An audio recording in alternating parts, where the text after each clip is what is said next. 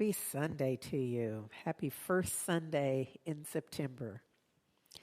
I want to remind you that last Sunday, and my sense is that I'll continue to remind us, in the words of Richard Rohr, who is an American Franciscan priest. He's a writer on spirituality and a founder of the Center for Action and Contemplation.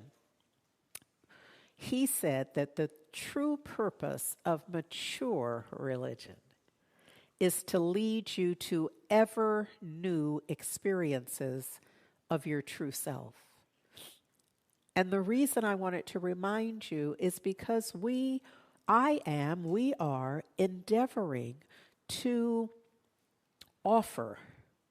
present new experiences, additional opportunities for us to be in touch with, recognize, experience our true self. I feel as if he absolutely offers us a challenge, in a sense, to say, if you're doing this, are you doing the real thing? Are you doing what needs to be done?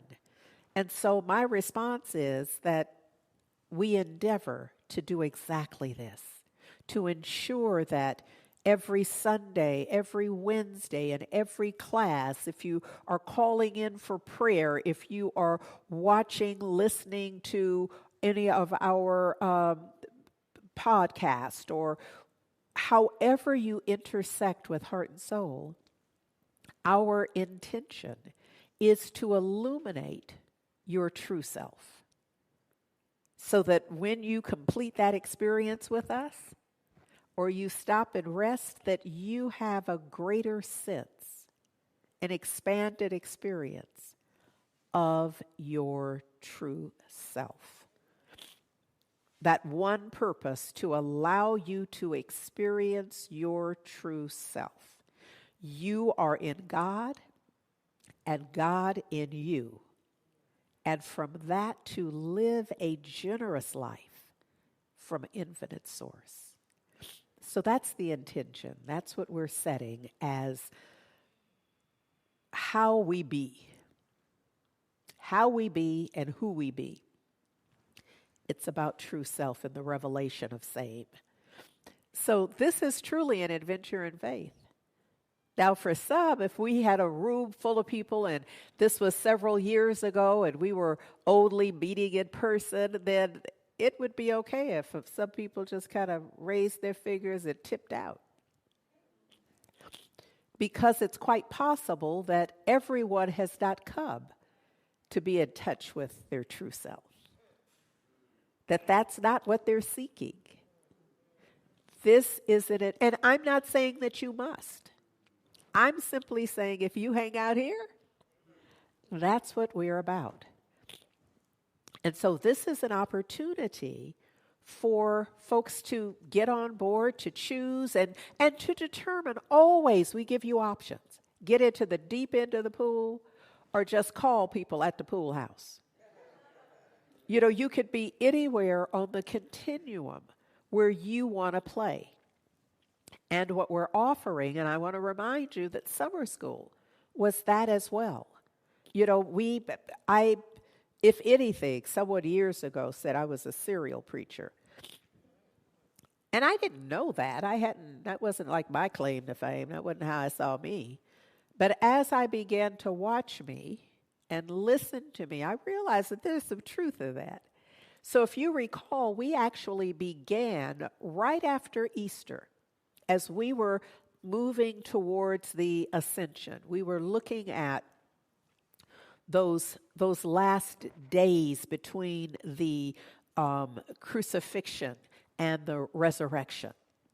We were looking at what were the disciples come apostles, what were they being taught? What were they being introduced to? And my sense it was their true self. It was the truth about the divine. It was the truth about God in and as them, each one of them. so that they were empowered to be in the world in a new way, a way that accounted for personal responsibility, for being, each one taking responsibility for being their true self, knowing the truth about who they are, and somebody would say whose they are, which really changes it.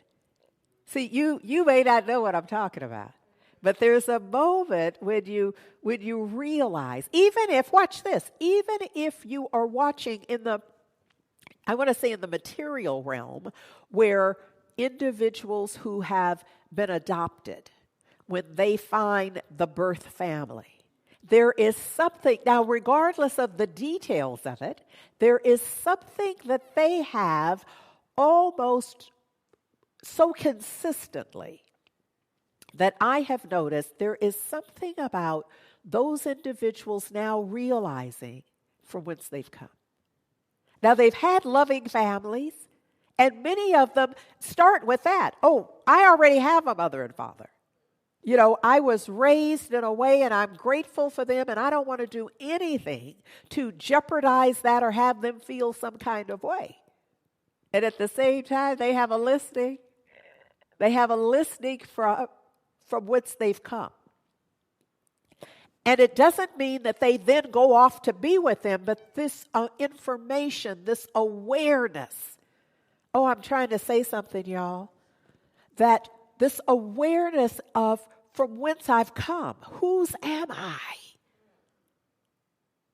And once they determine that, whether they hang out with that family or not is not the point.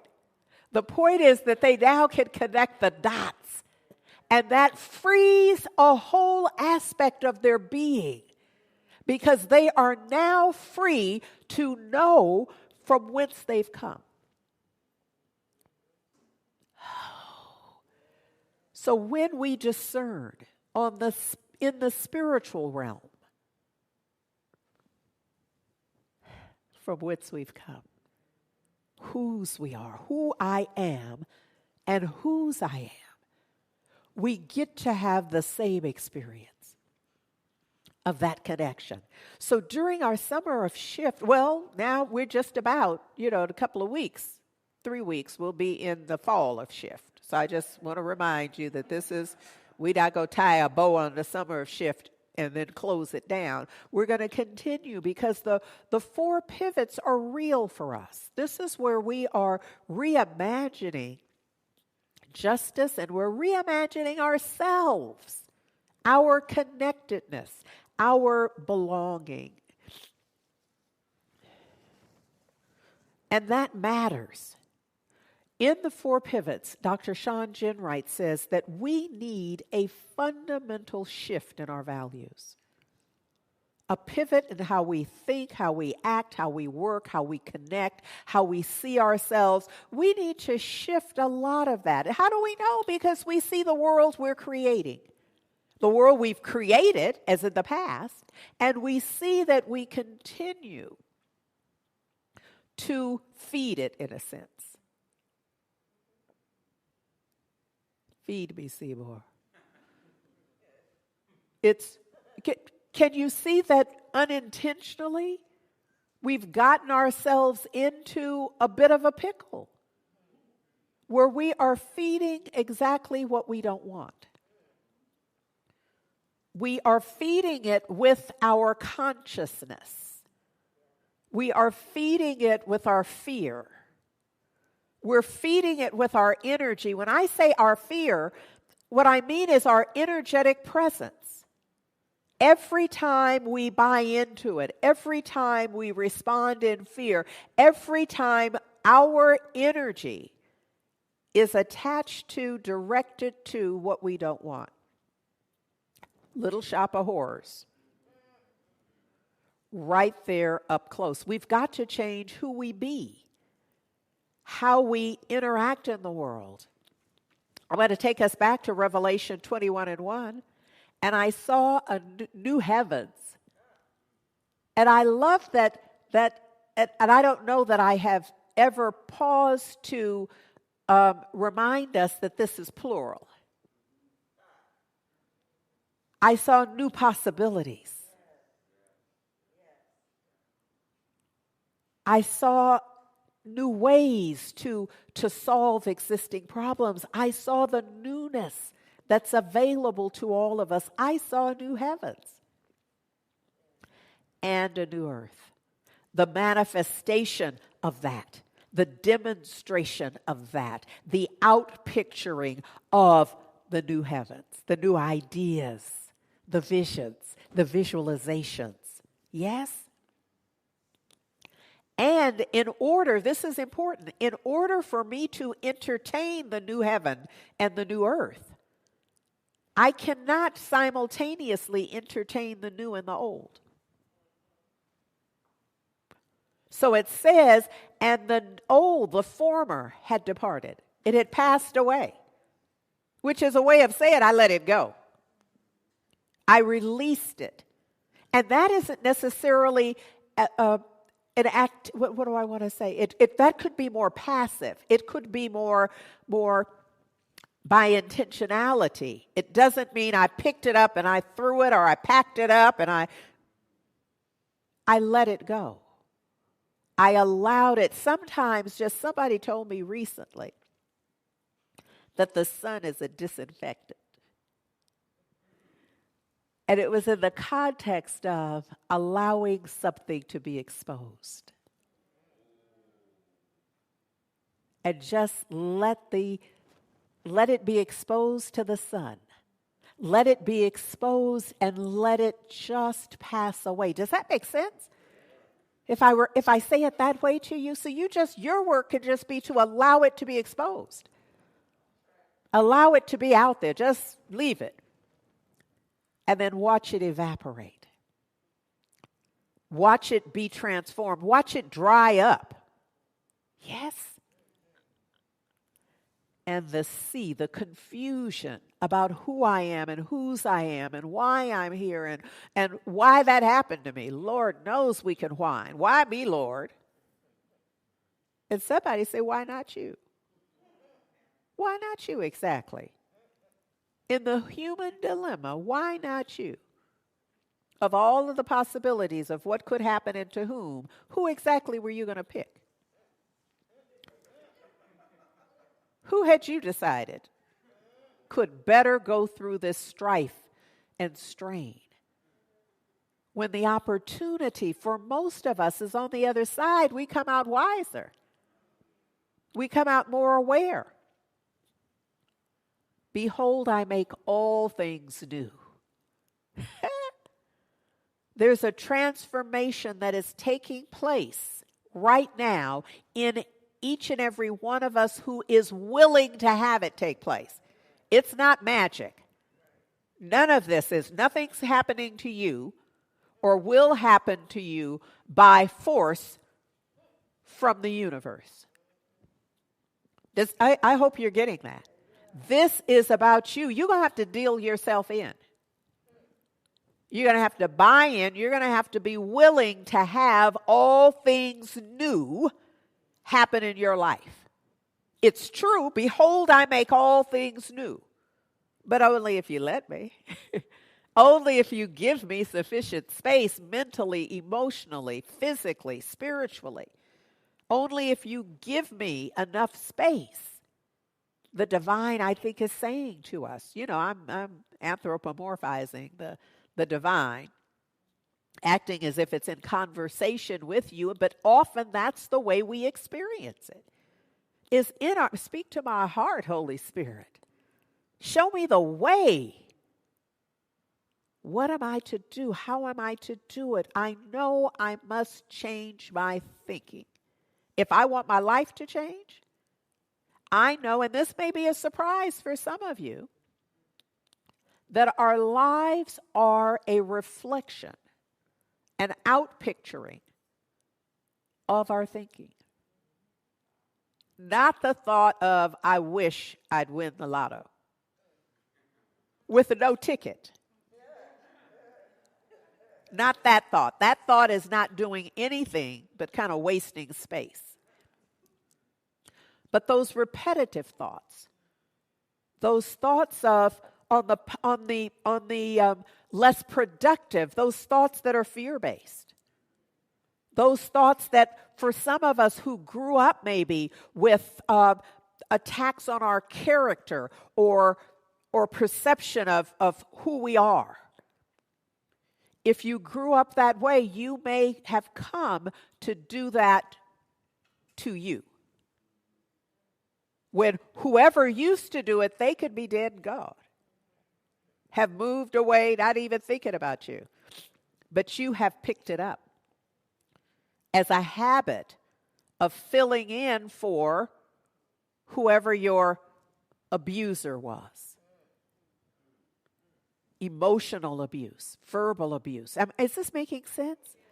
So there's nobody but us who's saying it anymore. Oh, you'll never get that right. They'll never accept you. Why should I even put in the application? Why should I even call? They're not going to pick me. They're not even going to answer. I'm not going to get anybody. All of those things that we say, often if we trace them back, they were programmed in a sense.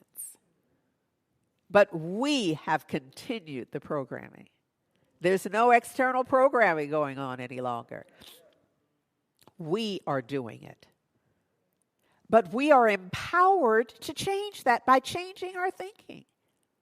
Remember, I offered you the affirmation that I have been using. I see the angel of God in every change. Now, let's be clear. This is not a mountaintop teaching. So I've come to you in the process. Sometimes I have to think, now, what was that? What am I supposed to be saying? And fortunately, I say it enough so that it comes back to me. But I have to catch myself. Now, here's the thing. You won't always catch yourself. Sometimes you will be in the victim zone, and if you don't catch yourself, there's nothing you can do because this is conscious work. Until you have programmed it in your subconscious. So if you don't awaken to realize, oh my goodness, this is simply change, and what I see, I decided that in every change, I see the angel of God. In every change. That's how I do it. Now, I'm saying that because that hasn't been true for me. If that's already true for you, you don't need to say this. Here's another affirmation that you can be working. But if you are akin to me in the sense that I was fighting change because I don't really know why. Because I could. It didn't look like what I thought I wanted. But I've lived long enough to know that if I only got what I thought looked like what I wanted, I'd be in trouble. Now, youngins don't understand that. But y'all not that young. So there ought to be an immediate understanding of this. That we move beyond what I call living from our taste buds. You know, I'm not going to say some candy, some sweet, but whatever it is you like, a little liquor, whatever it is, in moderation. But you can't just have that all the time because you like it. Not if health and well-being is your intention. Now, if just being grown so you can have that. Remember when we were children? We all knew when I get grown, I'm having candy for breakfast.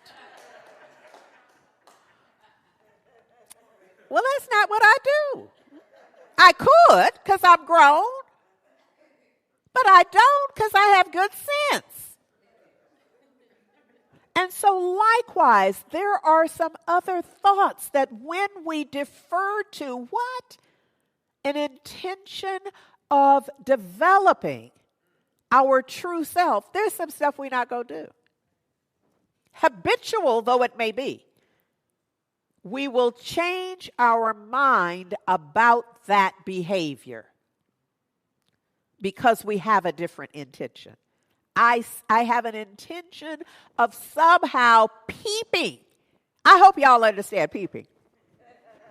peeping. Maybe you can't see the angel, but you might be able to peep it.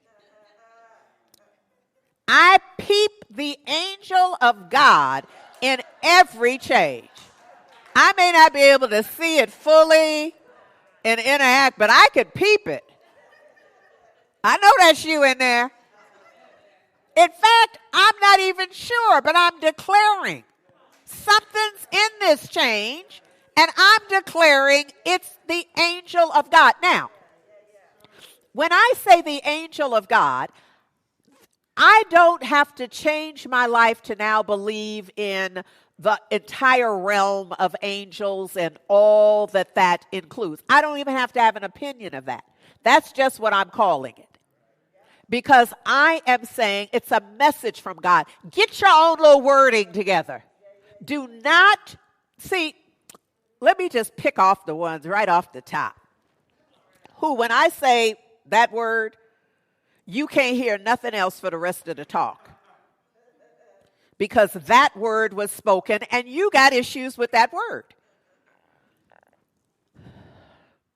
May I offer that that's happening nowhere but in you. And it is keeping you from your good. That's all that it's doing. It is what you use, because you're not just using it with me. You're using it everywhere where when folks say something you don't like or you don't quite understand or whatever, you just shut down. Well, you're not going to get to the true self. Some of us, when we were back in public schools, if you didn't get the work done, you might have to repeat that grade. I'm just saying. So look, that's all I want to say about that. Look at here.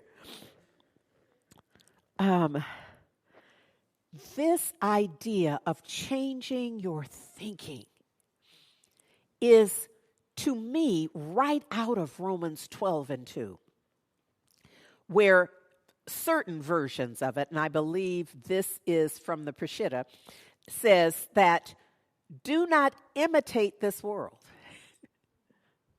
That's not going to get you to your true self. So don't start modeling your life on, well, I don't know about in your household, but my mother told me right away that she didn't need to hear nothing about what nobody else's mother was doing. But they don't live here. I'm not raising them. So do not imitate this world, meaning what you see outpictured. Because that already is. Our intention is to have something different. Now, let me be clear. If what's in the world is, if that's rocking your boat, then go on with that. If you look at the world and you're like, you know what? I just need more of this exactly like it is. Then you're excused, because I'm not talking to you. You got a different get down. You got a different thing happening, and it's working for you. I'm talking to me and those folks who have a vision for it being different, for a different experience. And if that is what is awakened in you, if you're like, I want to experience my true self. I want to live in a world from a place of peace, from a place of joy. Yes. Then I'm talking to you. We have some opportunities to begin by saying, I'm not going to find it out there. The model for how to be is not in the problem. In a warring world, the warring world is not going to teach you how to be peace.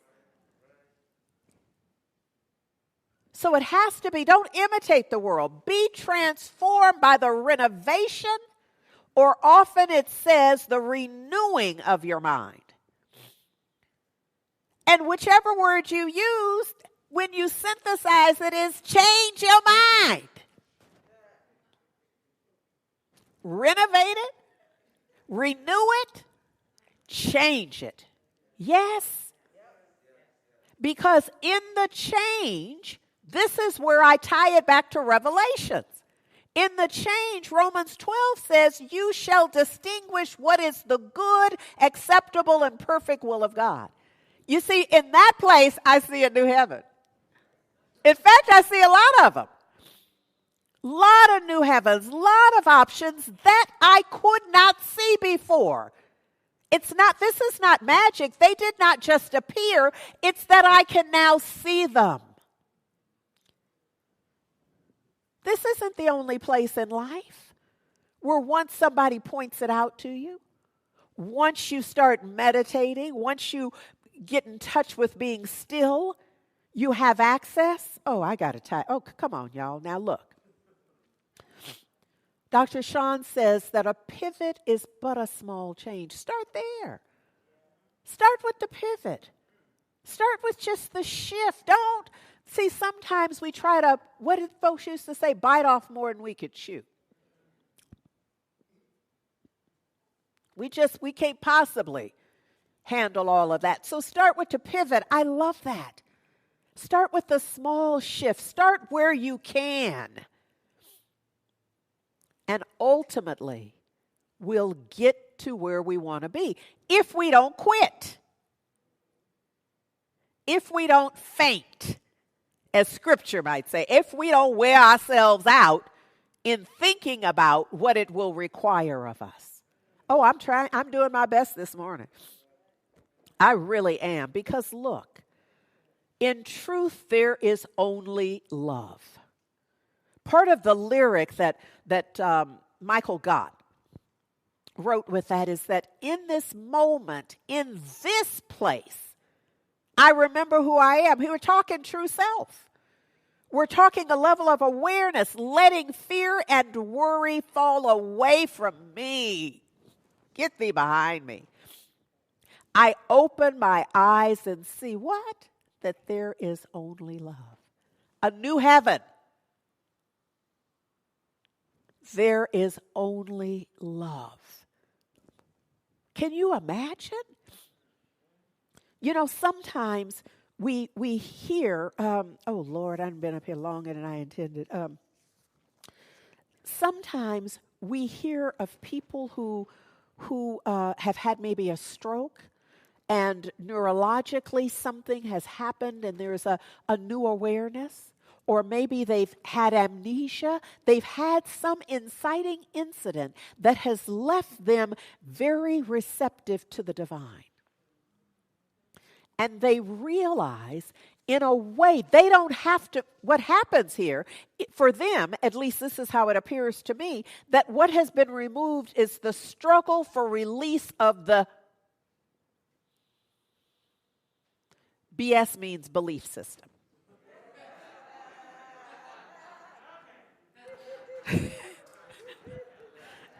So a lot of us have to struggle with letting go of what doesn't work. But sometimes when they've been through that experience, they don't struggle with the let go. They are absolutely available to the divine in a way just like none of that happened. Yes. This idea of seeing, from Revelation 21, seeing a new heaven, and thus having that focus demonstrate new earth, new experience, new material, new effect, new cause, new effect. Y'all can get that, yes? Okay, so look. So I saw a new heaven and a new earth. I see God in every situation. This notion of seeing the angel of God in every change is what we're working on, is expanding our ability to discern the divine, yes? So this idea of seeing God where the problem seems to be. And change is not a problem, but sometimes it looks like it is. Not for any particular reason, because it's change. It ain't the way it was. It's not the way I'm used to it being. That is sufficient unto itself. So this idea that I'm offering you is to see God where we formerly saw the problem, the challenge, the opportunity, call it anything you want. But do your best to discern the divine in it. And part of the practice for that is to think about the divine, the living one, the strong one, God, the all in all, the creative principle, instead of the problem, the challenge, the opportunity by any name. Is this making sense? Okay, so that's our call. But look here, not everybody, if I said, okay, who does that well? I'm not sure that people would hop up and run forward, pick me. But look, I want to help you see you through new eyes. Change your thinking, your sense of who you are, and you transform your life. So I know that for some people, and this has always been the case in the entire history of Heart and Soul, we lose the attention of individuals when we say, let's sit still. Whether we call it meditation, or it don't matter what we call it. That doesn't fool people. You understand? Centering, meditation, stillness, whatever you call it. They realize that they're going to be left with them in the silence of their own thoughts, and they're not having that. So some people in response to that will say, I can't do that. But they're not aware that we do it all the time. So I want to give you some examples because it's not as different as we sometimes make it out to be. When impeachment hearings were on, regardless of the subject, across any year, start with Nixon, wherever you want to go, there are those folks who were so focused on that that's what they thought about, what they read about, what they talked about. They meditated on impeachment. Okay, but watch this. Oh, yes, there you go. Day and night, night and day. Now, in Psalms 1, it says, pray. Be still, be about what we're talking about, getting in touch with true self day and night, night and day. And that transforms everything. There were those folks, I remember, there was a time because if I would watch tennis if Vanessa and Serena were, Venus, I tried to combine the names and made me up something. There we go. Venus or Serena were playing. And that would mean sometimes I'd have to set my alarm depending upon where they were playing. It would be broadcast, but you'd sleep through it. You'd miss it if you didn't. So you'd plug in. And then whatever the outcome was, we'd talk about it for the next, 3 months. Pretty much. Depending, because they were transforming tennis as any of us had known it, the look of it, the feel of it, all the things. So we meditated on the Williams sisters and their tennis playing. Yeah. We do that with sports. There are folks in my life who are all about baseball, Giants fans. And the stats. I mean, I can't relate. But when you hear people, they'll meet total strangers. But they're no longer strangers once they get those stats exchanged. We have seen the transformation from total stranger to drinking buddies to best BFFs now around the games, be it football, pick something. We see it. That is a form of meditation, because what is meditation but focused attention? So we know how to do it. We know how to focus on a thing. What's the term I want? So that nothing else can even get in. To exclusion. Focus on a thing to exclusion. And then we say, I can't meditate. Yeah, you can. I see you doing it. I see you meditating on how you not going to do that. On how you're not going to be inclusive. On how you, whatever it is, yes? Okay. Ooh, sometimes I miss when we could do like a little Q&A or something, because this little part right here is essential for us to really get that we are meditating. We just not meditating on the divine. We meditating on whether he gonna call, whether she gonna say yes, whether they gonna come.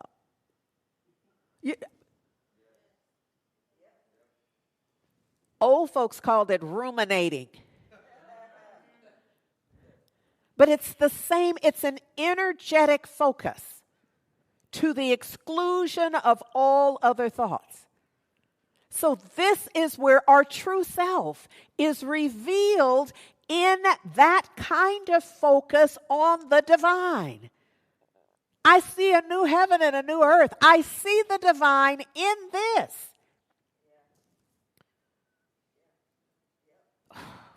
Y'all are wearing me out by not, but just by being here, I guess. I don't know, because you're not, I don't know what it is, because this is like, we're right there. We're in it. Even now. In Dr. Sean, in the 4 Pivots, in the chapter entitled Flow, he says that in truth, when we unplug from frenzy, and I'm going to say that what he means is when we release and let go. But what is unplugging from frenzy? But releasing it, letting it go. He didn't know how to do our language. This is kind of what I think we're going to be going through, is looking at the 4 pivots and tying it to the principles that we endeavor to study and practice ourselves. Yes? Because I see in his work, our work, but we're going to have to do a little work so we can see the new heaven and the new earth. But we're up to it, yes? All right. So look, here's the thing then. If what we must do is to first unplug from the frenzy, to release and let go, he says that when we do that, we pivot to a more sustainable form of deep change. Flow, he says, comes from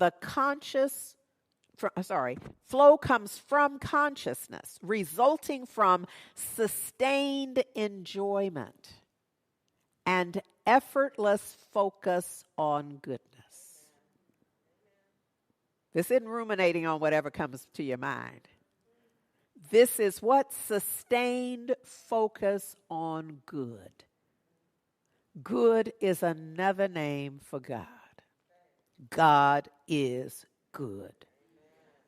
But pick something. Don't get tied up in the word. Love is another word for God. Peace is. Joy is. Yes? So it's an effortless focus. Like the folks who know all the stats on Willie Mays. Still. Comparing that to bonds. Comparing that to You know, some of the youngins who are playing now and wearing the game out. They do that with ease. They don't break a sweat. And likewise we can. What if we were as well versed about the divine as they are about the stats on golf or football or basketball or baseball or chess? I don't care. What if we were that invested that we could just, not for anyone else, but for our own edification, just rattle off about the divine until your throat got dry? I'm just suggesting. But in the meantime, what I know for sure is that, as Ricky Byers wrote, I release and I let go. And when I do that, what am I doing simultaneously? I'm letting Spirit run my life. In my releasing and letting go, I'm no longer living by my taste buds. I'm letting Spirit run my life. What? My heart is open wide. Yeah, you're right. I'm only here for love. I'm only here for good. I'm only here for peace. I'm only here for joy. I'm only here for prosperity. I'm only here for the divine. That brings us to treatment, to our closing treatment. And what I will do from time to time is to use a prayer that someone else has written. And sometimes I adapt it, often, always, now that I think about it. There's something that I've done to make it mine in the process. And so this treatment is written by Dr. Emmett Fox.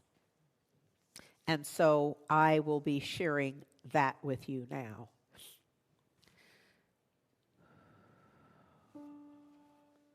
There is one life. Just breathe that in. The awareness that there is only one. One life, one love, one breath, one life, one.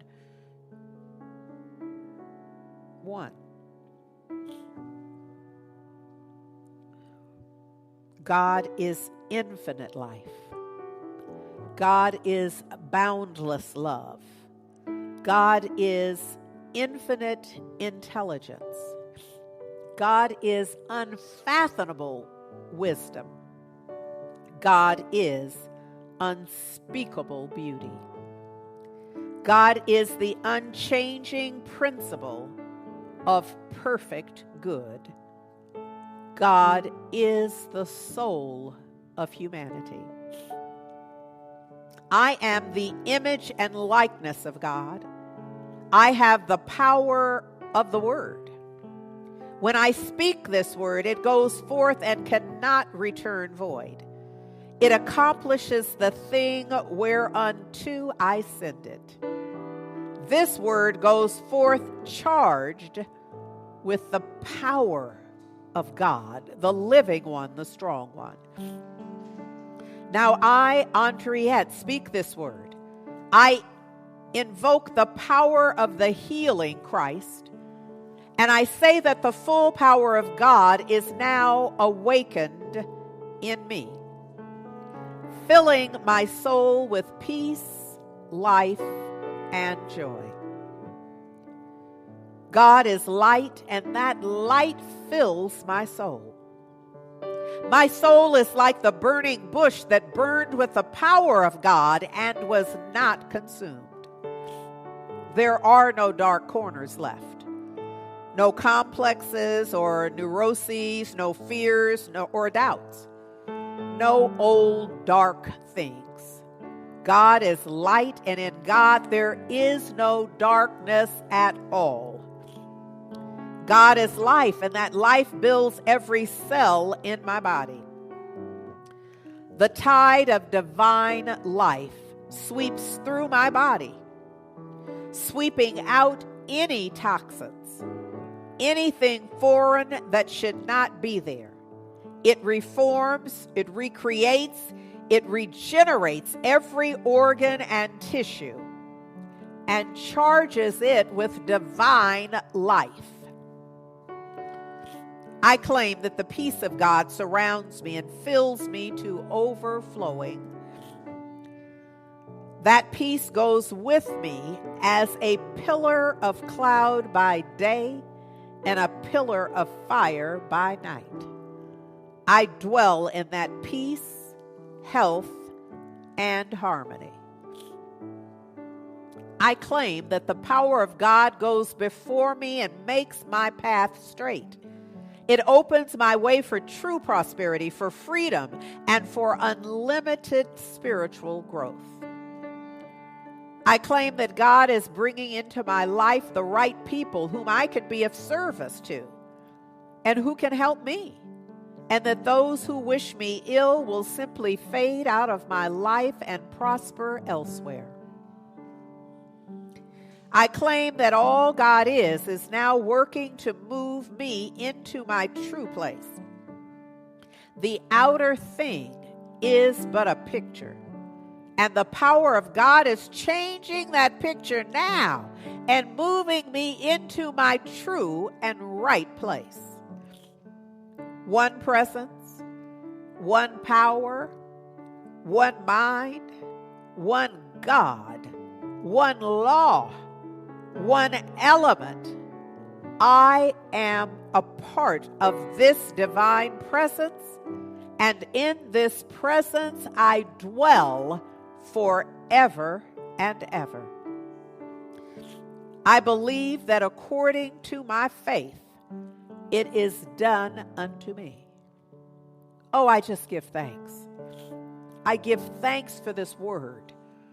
I give thanks for Dr. Emmett Fox. I give thanks for Dr. Sean Ginwright. I give thanks for Heart and Soul Center of Light. I give thanks for knowing that this word is power-filled and powerful. And that it is I give thanks that I know, and I know that I know that it is not possible for it to return void. I know it must return fulfilled. And for this too, I am grateful. So it is an absolute perfect gratitude that I simply let go. That I let go and release this word into the perfect activity of law. That I accept it as so. I declare that it's done and done well in the divine realm. I see a new heaven and a new earth. And this is made manifest now and forevermore. Please join me in saying, and so it is. Ashe. Amen. Love matters.